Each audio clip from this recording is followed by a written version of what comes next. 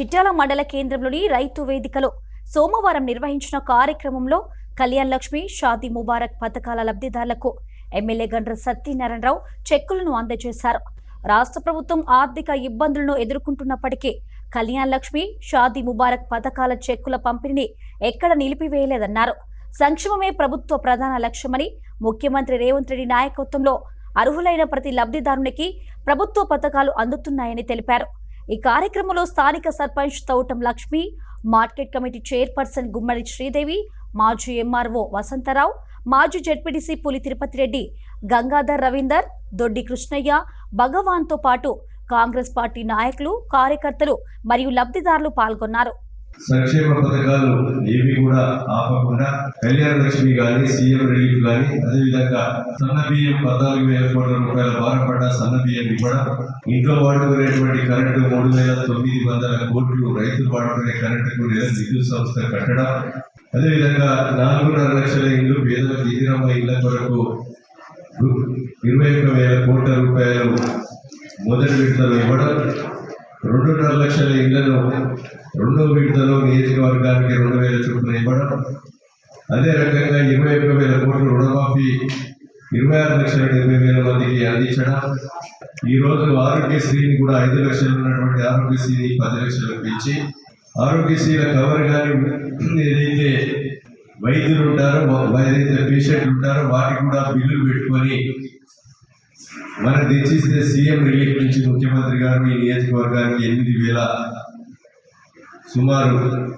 800 మందికి CM relief చెక్కులను కూడా అందజేయడం జరిగింది.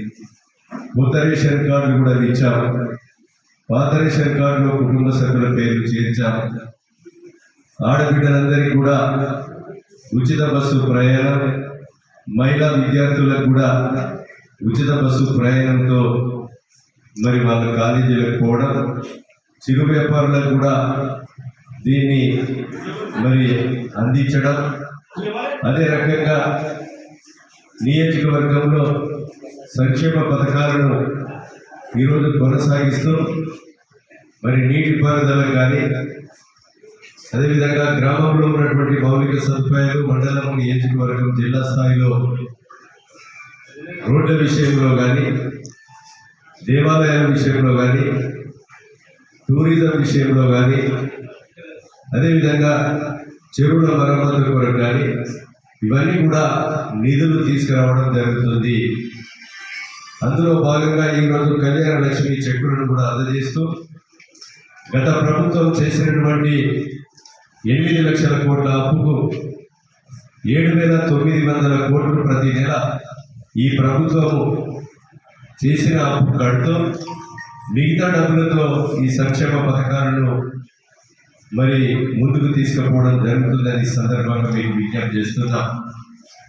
అదే కాకుండా ఈరోజు విద్యా రంగంలో కూడా ఈ చిట్యాల మండలంలో చల్లగరిగే గ్రామాన్ని హై స్కూల్లో ప్రీ ప్రైమరీగా